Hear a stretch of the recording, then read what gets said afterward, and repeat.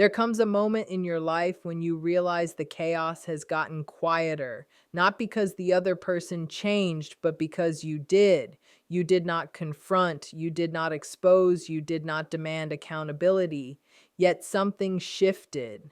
The arguments lost their intensity, the self doubt softened, and the emotional exhaustion began to lift. Many people believe defeating a narcissist requires a dramatic ending, a final conversation, or a moment of validation. But the truth is far less visible and far more powerful. Real freedom begins internally. It starts when your nervous system stops bracing for impact and your sense of self no longer depends on someone else's approval. This is not a story about revenge or superiority. It is a story about awareness, boundaries, and emotional independence. It is about the subtle signs that you have stepped out of a dynamic that once consumed you, often without even realizing it. And as we explore these signs, you may recognize that the greatest victory was never about changing them, but about finally coming back to yourself. Emotional detachment does not arrive as a dramatic decision or a cold withdrawal. It develops gradually as your system begins to understand that constant explaining has never led to safety. In narcissistic dynamics, explanation becomes a survival reflex. You explain your tone, your intentions, your feelings, your boundaries, because you were conditioned to believe that if you could just be clearer, calmer, or more reasonable, the relationship would stabilize. Over time, this creates exhaustion because the goalposts keep moving and clarity is met with distortion rather than understanding. As detachment grows, you start to notice that the urge to justify yourself weakens. You pause before responding. You realize that silence does not automatically mean danger. The nervous system that once equated disengagement with punishment begins to relearn regulation. This is not emotional shutdown. It is emotional sovereignty. You still feel, you still care, but you no longer feel compelled to offer your inner world to someone who consistently misused it. One of the most telling shifts is how validation changes. Before, you may have relied on their reactions to determine whether you were right, kind, reasonable, or worthy. Praise brought relief and criticism brought collapse. This external dependency kept you tethered. Emotional detachment restores internal reference. You begin to check in with yourself rather than scanning the other person for cues. This internal check becomes enough. There is also a cognitive shift where you recognize that misunderstanding was not a failure of communication, but a feature of the dynamic. You understand that some people distort to maintain control, and no amount of explanation corrects intentional misinterpretation. This awareness removes the emotional urgency to clarify because you no longer see clarity as a solution. As a result, your energy reorganizes. You stop rehearsing conversations in your head. You stop preemptively defending choices you have not even made. You respond when necessary, but without emotional overinvestment. The body feels calmer because it is no longer bracing for constant evaluation. Guilt may surface at this stage because you were taught that accessibility equals kindness and that pulling back is abandonment. But emotional detachment is not cruelty, it is discernment. You are choosing where your emotional labor goes. You are protecting your capacity rather than offering it indiscriminately. This detachment often feels unfamiliar at first, even unsettling because chaos had become normalized. Calm can feel empty before it feels safe. But with time, you realize that peace does not require explanation and that relationships grounded in respect do not demand constant justification. The most important aspect of this shift is that your identity is no longer shaped in reaction to someone else's approval.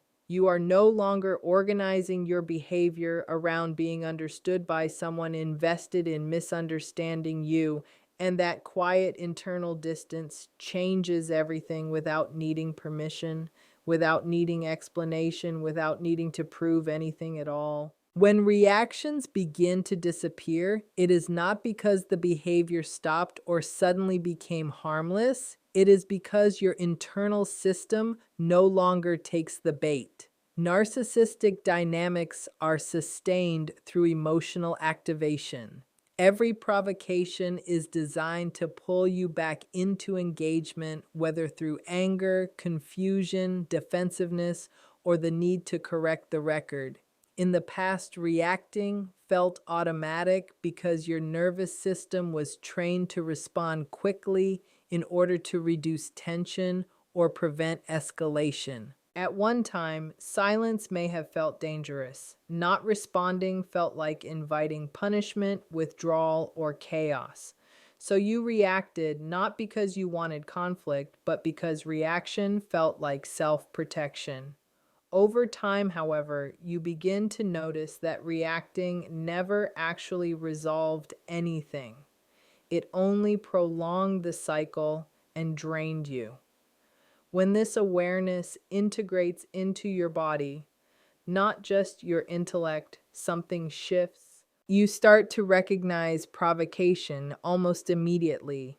The tone, the timing, the loaded comments, the sudden accusations all become familiar. Rather than being shocking, they feel repetitive. This predictability is important because it removes the element of emotional surprise. Without surprise, there is less adrenaline, and without adrenaline, there is space to choose. Instead of reacting, you pause. That pause may only be a few seconds, but it represents regulation. You are no longer responding from threat, you are responding from awareness. You might choose neutrality, you might choose silence, you might choose a brief factual response without emotional explanation. What matters is that you are no longer pulled into the emotional spiral. Another major shift is that you stop feeling responsible for fixing the interaction. You no longer rush to calm them down, clarify their misunderstanding, or repair their mood. You allow discomfort to exist without interpreting it as your failure. This is significant because narcissistic patterns rely on your urgency to restore harmony at your own expense. You may notice that arguments shorten or disappear altogether, not because agreement was reached, but because you stopped participating in the loop. Circular conversations require two people willing to spin. When one steps out, the motion collapses. This often leads to escalation or withdrawal on their part. But internally, you remain steadier because your identity is no longer tied to the outcome. There can be moments of doubt where you wonder if you are being cold or avoidant, but the difference is intention. You are not withdrawing to punish. You are withdrawing to preserve your nervous system. You are choosing regulation over reaction. As reactivity fades, your emotional recovery time shortens. Interactions that once haunted you for days now pass through with minimal residue. You do not replay conversations endlessly. You do not question your worth based on how things unfolded. This reduction in rumination is one of the clearest signs that the dynamic has lost its grip. When reaction is replaced with conscious non-participation, control dissolves quietly because emotional fuel has been removed, and without that fuel, the dynamic cannot sustain itself. A stable sense of self after prolonged narcissistic influence is not loud or dramatic, because for a long time your identity may have been shaped in response to someone else's reactions, approval and disapproval. You may not have realized how much of your self-definition was organized around keeping the peace, avoiding conflict, or earning acceptance. When that external reference point begins to lose its authority, there can be uncertainty at first, but that uncertainty marks the beginning of something far more grounded. Earlier, your self image may have felt fragile, easily shaken by criticism, withdrawal, or subtle disapproval. On good days, you felt capable and valued. On difficult days, you questioned your character, your competence, and even your memory. This fluctuation was not accidental. It was the result of a dynamic that rewarded compliance and punished autonomy. Over time, you learned to monitor yourself, constantly adjusting your behavior to avoid emotional consequences. As healing progresses, that constant self-monitoring fades. You begin to experience yourself as consistent rather than conditional. You know who you are, whether someone is pleased with you or not. This does not mean you become rigid or defensive. It means your core identity no longer requires approval to exist. One of the clearest shifts is the return of self-trust. You believe your own perceptions again. You no longer feel the need to immediately check with someone else to see if your feelings are valid. You can sit with your internal experience without outsourcing your reality. This internal authority is deeply stabilizing because it replaces confusion with coherence. With this stability, praise no longer inflates you, and criticism no longer defines you. Compliments feel nice, but they do not determine your worth. Disapproval may still sting, but it does not collapse your sense of self. You can take feedback selectively without absorbing it as truth. This flexibility is something that was not possible when your identity was dependent on external validation.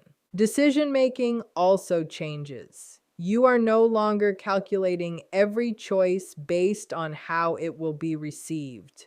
You choose based on alignment rather than appeasement. This often brings relief because mental energy that was once spent on self-doubt becomes available for creativity, connection, and rest. There is often grief in this stage. Grief for the years spent doubting yourself and adapting to survive. But that grief is held with compassion rather than shame. You recognize that those adaptations were intelligent responses to an unsafe dynamic, not evidence of weakness. The most significant part of this sign is that your sense of self no longer needs constant defense. You do not over-explain, justify, or perform to prove your goodness. You exist without apology. This internal steadiness is quiet but powerful because it cannot be manipulated, and once it is restored, the influence that once destabilized you no longer has a place to attach. As clarity deepens, one of the most relieving changes is how guilt and self-doubt begin to lose their grip.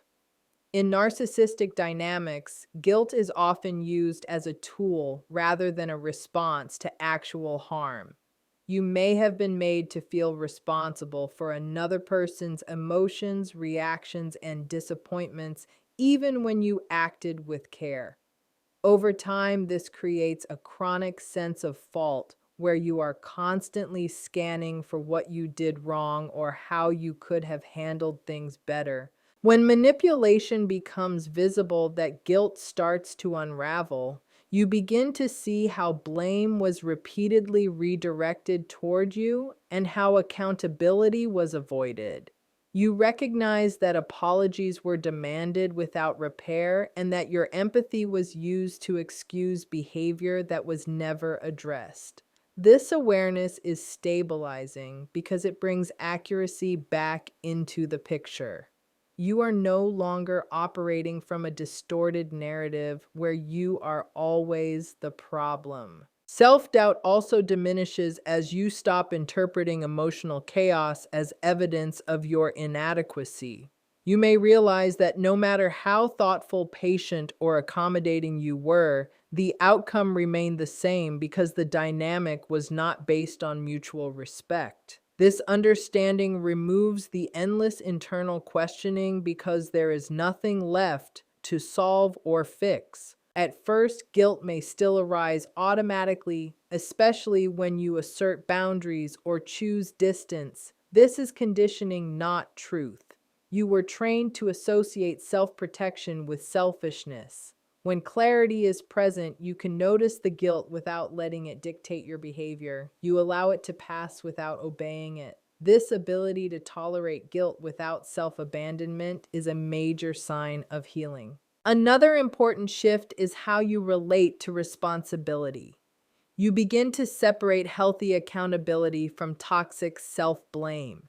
You can acknowledge mistakes without internal collapse, and you can take responsibility for your choices without absorbing responsibility for someone else's feelings. This distinction restores emotional balance and reduces the weight you once carried. As self-doubt fades, you also become less vulnerable to gaslighting.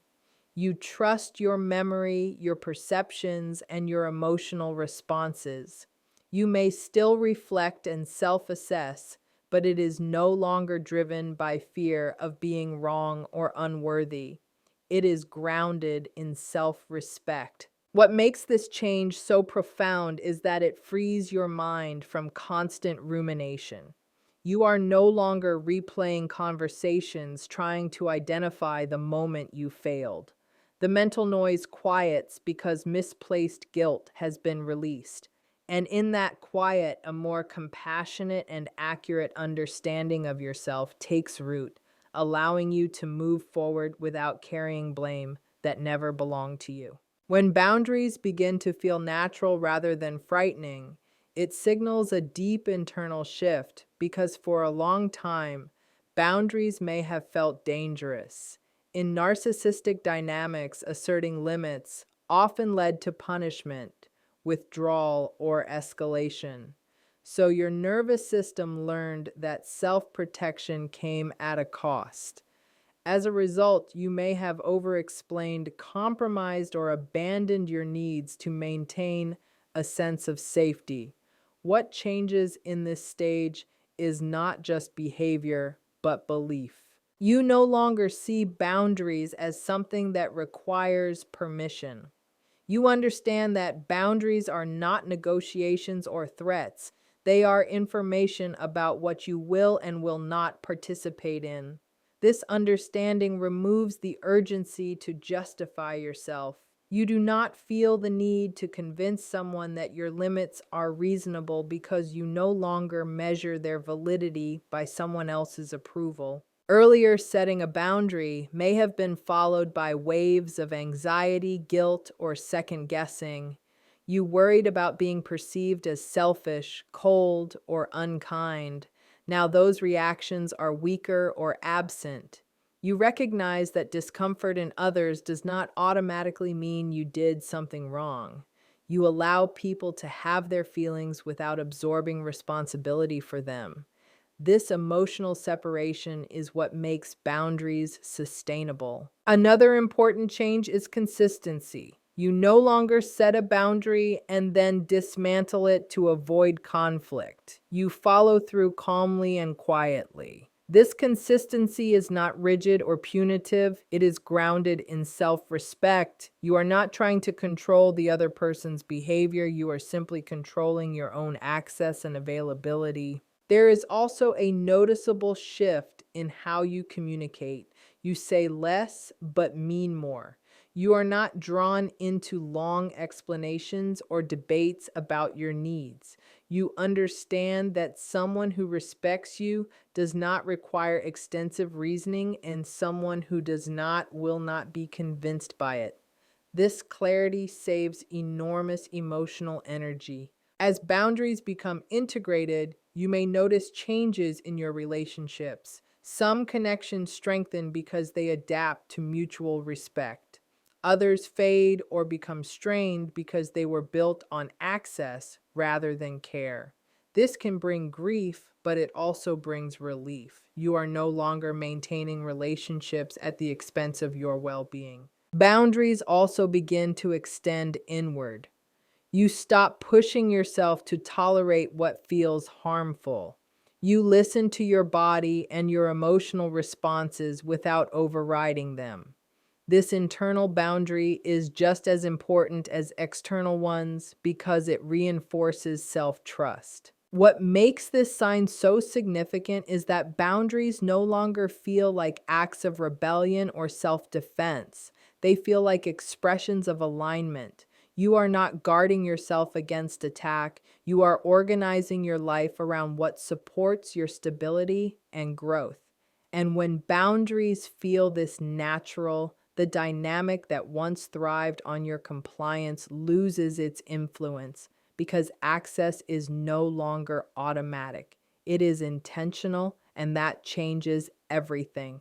When your focus shifts from fixing another person to protecting your own peace, it marks one of the most profound internal changes because for a long time, your energy may have been organized around managing someone else's emotions, reactions, and behavior. In narcissistic dynamics, you are often placed in the role of regulator, problem solver, or emotional container. You learn to anticipate moods, prevent outbursts, and repair situations that you did not create. Over time, this responsibility becomes normalized, even though it is deeply draining. As healing progresses, you begin to recognize that no amount of effort, insight, or compassion can change someone who is not committed to self-reflection. This realization is not bitter or dismissive, it is sobering. You understand that fixing was never actually possible and that the responsibility you carried was never yours to begin with. This clarity allows your energy to return to you. You stop scanning for what they need and start noticing what you need. This may feel unfamiliar at first because self-focus was once framed as selfish. You may even experience discomfort when you choose rest, distance, or pleasure instead of engagement. But gradually, you realize that peace is not avoidance, it is alignment. You are choosing environments, conversations, and relationships that do not require you to abandon yourself. Another shift is the reduction of emotional labor. You are no longer over-functioning in relationships. You do not manage reactions, smooth tensions, or preemptively apologize to keep things stable. You allow others to take responsibility for their emotions and behavior. This does not mean you lack empathy. It means your empathy is no longer self-erasing. As your focus changes, your life begins to expand. You invest in interests, friendships, and goals that were once sidelined by constant emotional management. You notice moments of joy that are not followed by anxiety. You experience calm without waiting for it to be disrupted. This steadiness becomes a reference point, showing you what safety actually feels like. There may be grief as well, grief for the time and energy spent trying to fix something that was never yours to repair, but that grief is often accompanied by relief. You no longer feel trapped in cycles of hope and disappointment. You accept reality as it is, rather than as you wished it could be. Protecting your peace also means making choices that prioritize long-term well-being over short-term comfort. You may disappoint others by saying no or stepping back, but you no longer see that disappointment as evidence of wrongdoing. You understand that peace is not something you earn by sacrificing yourself. It is something you maintain through conscious choice. When your focus is on your own growth and stability, the narcissistic dynamic loses relevance. You are no longer reacting to it, analyzing it, or trying to change it. Your life becomes fuller, quieter, and more grounded because your energy is finally directed where it belongs. And in that shift, true freedom takes shape. Defeating a narcissist is not about confrontation, exposure, or revenge. It is about reclaiming yourself piece by piece until there is nothing left for manipulation to attach to. The victory does not arrive with apologies or closure. It arrives with clarity, emotional regulation, and self-respect. You stop explaining, stop reacting, stop doubting, and stop carrying responsibility that was never yours. What replaces the chaos is not emptiness, but stability. You trust yourself, you protect your peace. You set boundaries without fear, and you invest your energy where it can grow rather than where it is consumed. The narcissistic dynamic fades not because the other person changes, but because you do. This kind of victory is quiet. It does not announce itself. It shows up in calm responses, shortened conflicts, and a life no longer organized around someone else's dysfunction. And when you reach this place, you realize that the most powerful way to win was never to defeat them, but to free yourself from the need to engage at all.